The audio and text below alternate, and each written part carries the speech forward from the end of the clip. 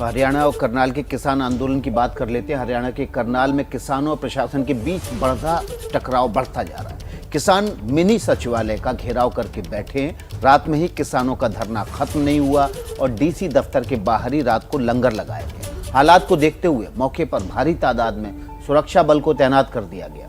एहतियात के तौर पर मोबाइल और इंटरनेट सेवाओं पर पाबंदी एक दिन के लिए और बढ़ा दी गई।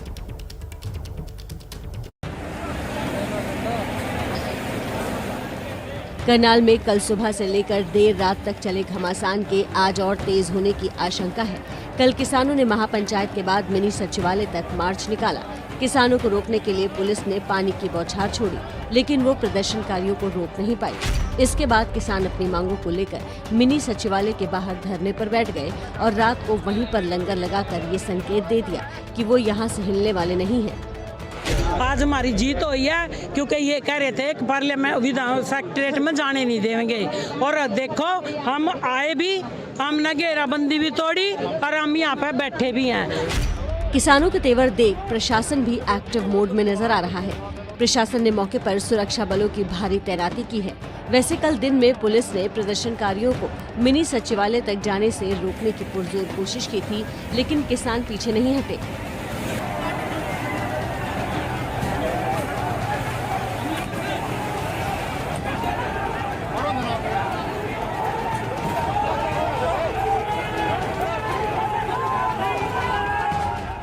हजारों की संख्या में करनाल के जिला सचिवालय का घेराव करने वाले किसानों का कहना है कि जब तक एसडीएम पर कार्रवाई नहीं होगी तब तक वो यहीं बैठे रहेंगे। दरअसल 28 अगस्त को करनाल में किसानों पर जो लाठीचार्ज हुआ था, उसके विरोध में महापंचायत बुलाई गई है। लाठीचार्ज में एक किसान की मौत हुई थी। मृतक किसान के परिवार को 25 लाख मुआवजा और परिवार के सदस्य को सरकारी नौकरी की मांग की जा रही है। लाठीचार्ज कराने वाले एसडीएम को निलंबित करने की मांग भी किसान कर रहे हैं। कोई कलवल बता देगा प्रशासन, हमारे कहने से थोड़ा हमारा गेट पर कब्जा हो गया। अब तो आराम से बैठ के बात कर लेंगे, तो आराम करेंगे। यहाँ अपना कपड़ा लत्ता मंगवाने, खाने पीने का इंतजाम कर लेंगे। बात हमें तय करके बताएगा क्या बताना। घेराव से पहले प्रशासन से किसान नेताओं की कई दौर की बातचीत हुई, जो बेनतीजा रही। करनाल में सुरक्षा के मद्देनजर धारा 144 लागू कर दी गई है। मोबाइल और इंटरनेट सेवा पर रोक आज रात 12 बजे तक बढ़ा दी गई है। किसानों के प्रदर्शन को लेकर विपक्ष ने एक बार फिर सरकार पर हमले तेज किए हैं। मोदी जी, खट्टर साहब, जब आप दोहा जाकर तालिबान से बात कर सकते हैं, तो देश के धरती पुत्र अन्नदाता किसान से क्यों नहीं?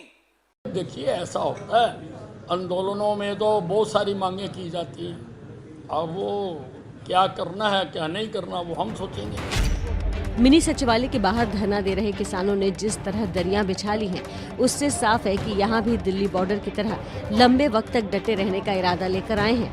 अगर सरकार ने प्रदर्शनकारियों से बातचीत का कोई रास्ता नहीं निकाला तो खट्टर सरकार के लिए नई मुसीबत खड़ी हो सकती है। तो देखिए, इसी खबर पर ग्राउंड जीरो से हमारे संवाददाता अंकित गुप्ता जुड़ गए हैं। अंकित का रुख कर लेते हैं। अंकित, क्या अभी हालात हैं? किसान डटे हुए हैं और क्या बातचीत के लिए कुछ नई समय सीमा तय हुई है? कुछ नया वक्त निकलकर सामने आया जब दोनों पक्ष आपस में बातचीत कर पाए? विकास, फिलहाल बातचीत रुक गई है। जो गतिरोध है वो उसी तरह से बना हुआ है। एक तरह से डेडलॉक की सिचुएशन हो गई है। क्यों? क्योंकि कल जो है दोपहर में जब किसानों ने महापंचायत बुलाई थी, दोपहर में 1 बजे से लेकर 3 बजे तक प्रशासन के साथ बातचीत हुई। जो किसानों की मांग थी कि जो एसडीएम है, जिन्होंने आदेश दिया था, जिनके आदेश पर लाठीचार्ज हुआ था 28 अगस्त को, उनके खिलाफ मुकदमा दर्ज होना चाहिए, परिवार को मुआवजा मिलना चाहिए। इस तरीके की कई सारी मांगे की गई थी, जिस पर जो है सहमति नहीं बन पाई थी, जिसके बाद में मार्च किया गया। और आज की तारीख में अगर मैं बात करूं, मैं आपको तस्वीरें जो दिखाने की कोशिश करता हूं। हालांकि हम थोड़ा सा जो है उस जगह से दूर पर है जहां पर वो मिनी सचिवालय है। ये सामने जो रास्ता जाता है, ये सामने मिनी सचिवालय। यहाँ पर अभी भी हमको जो है किसान आते जाते दिख रहे हैं। और बात की जाए जो किसान नेताओं की, तो वो भी यहाँ पर मौजूद है। हालांकि पिछले जो है कुछ देर से हमको जो है जो बड़े किसान नेता हैं वो यहाँ पर नजर नहीं आ रहे। संभवतः वो अभी कुछ नहाने धोने या फ्रेश होने के लिए गए होंगे। लेकिन अभी जानकारी ये दी जा रही है कि प्रशासन की तरफ से अब जो है गेंद उनके पाले में डाल दी गई है। यानी कि प्रशासन और सरकार को तय करना है कि आखिर वो क्या करना करना चाहते हैं, क्योंकि जो किसान नेता हैं उन्होंने अपनी बातें जो है कमरे के अंदर भी रख दी थी और अब कमरे के बाहर जब यहाँ पर जो है घेराव किया है, यहाँ पर भी उनकी वही मांगे हैं। लिहाजा अब सरकार और प्रशासन तय करे कि वो उन मांगों को मान रहे हैं या नहीं।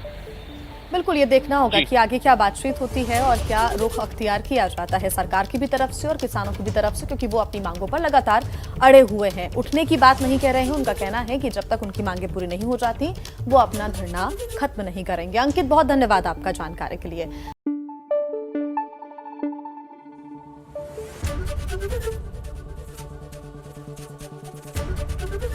एबीपी न्यूज आपको रखे आगे।